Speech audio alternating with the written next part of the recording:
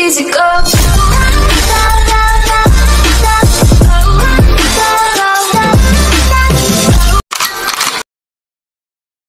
This is our second example problem for singly reinforced concrete beam. Again, this is an analysis problem. So given yung steel, yung diameter, kung ilan yung ginamit, given yung dimensions, and tatanungin sa atin ano yung compression block, ano yung capacity, mga ganun. So base sa problem, refer to the figure below. A rectangular beam is reinforced with 16 mm bars. Use FC prime 35 megapascal, FY for 15 megapascal, then use NSCP 2015 for the analysis. Dimension is 250 mm for the width, 400 mm, then 50 mm para sa mga distance ng tension steel papunta sa extreme concrete fiber in compression. Ngayon, ang kaibahan nito sa first problem, 2 layers of bars na. Ano ba yung magiging difference nito pagkadating sa analysis natin? So first question muna tayo. Determine the depth of the compression block. Before natin yan isolve, kunin na natin siguro yung mga kailangan nating values once na magka-calculate na tayo. Para medyo malinis yung magiging equation natin. Isolve na natin dito yung AS. Ang AS is pi over 4 times diameter 16 squared times 6 kasi 6 bars. So, computin natin to.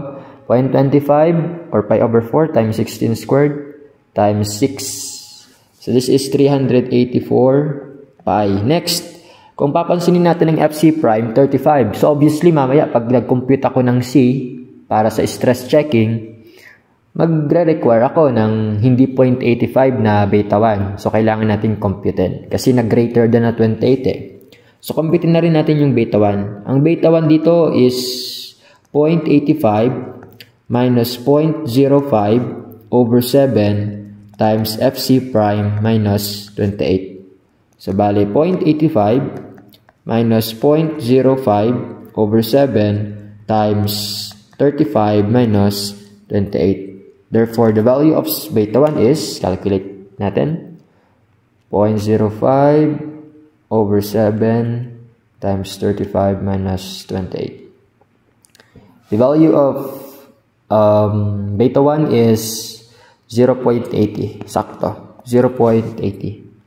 Next, kunin na rin natin siguro yung, or mamaya na lang. So, mamaya na natin kunin yung effective depth. May i-explain kasi ako eh. So, sagutan na natin yung unang tanong. What is the depth of the compression block? Let's start. Mag-i-start tayo sa C is equal to T. C is 0.85. FC prime AB equals AS FY. Ang gagawin natin is yung first solution lang ng previous problem. Yung ina-assume natin nag-yield si tension steel. So, ang ginawa natin dito, tension steel, so in-assume ko, assume tension steel yields. Kasi ang kagandahan kasi nito, although pwede namang hindi tayo mag-assume, ang kagandahan kaya nakasanayan din ng karamihan. Kung mamamali din lang naman tayo sa assumption, mabilis nating mare-recompute ang totoong value ng A and C. So yun lang yung advantage nun. Then lagyan na natin ng value. So, magiging 0.85. FC prime is 35. Then, yung A, kino-compute, so variable. Yung B natin, yung 250. So, 250 to. Then, AS is 384 pi. Then, FY, sabi, gumamit daw tayo ng 415 megapascal. Then, calculating this, so magiging 384 pi times 415 over 0.85 times 35 times 250. So, sinisimplify ko na kasi sa sa calculator mismo. 67.31 mm. Kaso, di pa ako sure na tama ito kasi mag-stress check palagi tayo. So, bale, sulat na rin dito. We will stress check para ma-confirm kung tama yan or hindi. Para makapag-stress check tayo, again, kukunin natin yung formula na Fs is equal to 600 d minus c over c. Ang problema, dito nalilito yung iba. Or nagtatanong yung iba, ano ba ang d? Pagka naging 2 layers na ang ating rebars. So, gawin natin dito. I-explain ko yung sinasabi ng NSCP 2015. Lagay natin dito. Sabi ng NSCP 2015, para masabi mo kung tension controlled, kasi nakabase nga tayo doon sa reduction factors. Sa reduction factor, yes, if kung ano man yung epsilon or ano man yung naging strain ng tension steel natin. Pero ang tinutukoy niyang epsilon doon is ito ang symbol. Ito yung tinutukoy niyang epsilon, epsilon T. Then, dinefine yung epsilon T ng NSCP as this. Ganito yung paka-define ng NSCP. Epsilon T is the strain of the outermost tension steel. Hindi man ito yung directly statement, pero ito yung gist ng description ng epsilon T. Sabi, siya yung strain ng pinaka malayong tension steel. So, meaning to say, kung meron kang multiple layers of tension bars, hahanapin mo doon saan yung nasa labas na layer. Pinaka nasa labas na layer, doon mo kukunin yung epsilon T. So, meaning, nung nag-strain diagram tayo, para ma-derive itong formula na to, nung nag-strain diagram tayo, ito 0.003 talaga para sa concrete. Ito yung epsilon S na binabantayan natin, yung strain ng tension steel. Ngayon, kung single layer lang yan, so alam mo, nasa centroid talaga ng mga bakal na yun. Pero what if naging ganito na talaga? 2 layers. Sino ba yung epsilon S dito? So, pwede mong isipin, kung epsilon T ang dinefine or ang kinuha ng NSCP para makuha natin ang kasagutan kung tension controlled, transition region, or compression controlled, meaning to say, yung epsilon S dito is manggagaling dito sa pinaka nasa labas na layer ng tension steel. So, ibig sabihin pala, kung ito ay tatawagin kong C, yung D ko dito is yung aabot dito mula rito. So, therefore, tatawagin natin to as D1 for example. Ang D1 ko dito is mula rito sa extreme fiber in compression papunta doon sa centroid nitong outermost layer ng steel. So, that is equal to 400 plus 50 or equals to 450 mm.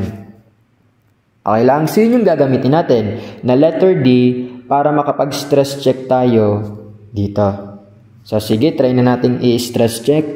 Magiging Fs is equal to 600 D minus C over C. Wala pa tayong C, okay lang, makakompute na natin. So, use A is equal to beta 1C. Then, A is 67.31 is equal to beta 1. Kinumpute na natin yung kanina. 0.80, sakto. 0.80 times C. Therefore, the value of C is this. So, 67.31 divided by 0.80. Value of C is 84.1375 mm. Then, proceed dito sa Fs. So, 600, yung D natin is itong D1, 450. 450 minus C, 84.1375 mm. Then, over C again, 84.1375 mm. Check natin ang value ng Fs. 600 times 450 minus 84.1375 over 84.1375. The value of Fs is 2,609.03. So, two conclusions ang makukuha natin. Fs is greater than sa Fy, therefore, still yields. And also, magagamit natin to sa susunod na tanong. Fs is greater than sa 1,000, therefore, nandun tayo sa tension-controlled region. So, tension-controlled tayo. So, kung tension-controlled, ang gagamitin natin mamayang reduction factor is 0.90. Pero para sa unang tanong, since ang katanungan is ano yung depth ng compression block, ibig sabihin, kung na-prove natin na nag-yield ang tension steel, meaning to say, tama yung naging assumption natin dito na gumamit ng Fy. So therefore, tama rin yung na-compute nating letter A. So our final answer for question number 1, therefore, the depth of compression block is 67.31 mm. Ito na yung ating final answer. Ngayon, linawin natin. Paano naman pagdating doon sa second question? What is the depth, what is the compressive force experienced by the concrete? Pag kayo na yung tanong, compressive force experienced by the concrete, wala namang ibang force na mag-act dito kundi dalawa di ba? Yung force compression dahil sa compression block and yung tensile force dahil sa mga tension steel. So, meaning, ang pinapakompute sa'yo ay ito. So, may value na tayo ng A, edi masosolve. Pero, di ba, dalawa lang naman yung force dito, C and T. So, meaning to say, kung ano ang magiging value nito, yun na rin yung magiging value nito. So, kahit sino dyan yung computein mo, same ang ilalabas sa ating sagot. So, makukuha na natin yung sagot sa number 2. So, dito natin ilagay for second question, number 2. Daan tayo sa C. So, try natin si C. 0.85 kasi ito talaga yung tamang notation. Compressive force yung hanap So, 0.85 FC prime AB. Lahat na nakuha natin. 0.85 FC prime 35. Yes, 35. 35 ang given na FC prime. Then A, yung na-compute natin, 67.31. Then yung B, again, sa beam, 250 yun. So, 250 mm. I-divide na lang natin ng 1,000 para maging kilonewton ito. So, maging 0.85 times 35 times 67.31 times 250. Divided by 1,000. So, the answer is 500.62 kilonewton. Gawin natin siguro yung solution 2. Gawa tayo ng solution 2 para ma-confirm natin tama talaga yan. So, since C is equal to T, yung C natin na force, yung compressive force, pwede kong daanin sa AS Fy. Wala na yung assumption kasi alam naman natin na nag-yield talaga ang tension steel. So, magiging AS, ano nga yung na-compute nating AS kanina? 384 pi. 384 pi, then Fy is 415. Then, divide na lang ulit natin ng 1,000. Lalabas dito is 384 pi, compute natin, 415, divided by 1,000 equals 500. Usin natin. 500.64 kilonewton. So, mapapansin natin, same lang naman yung lumabas na sagot dito. Ginamitan natin ng 0.85 FC prime AB and ginamitan natin ng AS Fy. Same yung lumabas na sagot. So, meaning, ito na yung ating final answer for the second question. So, ito rin yung ating sagot dito. 500.64. For the last question, so dito tayo sa next page. For the last question, what is the design moment capacity of the beam? Okay lang. So, una nating computin is nominal, then multiply natin ng reduction factor. Ang magiging challenge sa atin dito, ano na ngayon ang magiging D natin? Kasi magkakaroon tayo ng lever arm na D minus A over 2 So, ano na kayang lever arm natin dito? So, dito natin isolve. Ayan. So, bali number 3 ito. Number 3.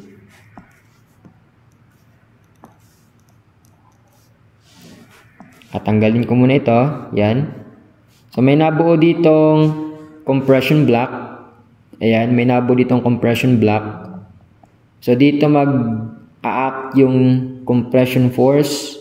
Pero, yung tensile force, since 2 layers yan, hindi yan mag-a-act dito sa layer na nasa pinakailalim. Hindi rin dito. Mag-a-act yan sa centroid pa rin ng bakal mo. So, dito mag-a-act.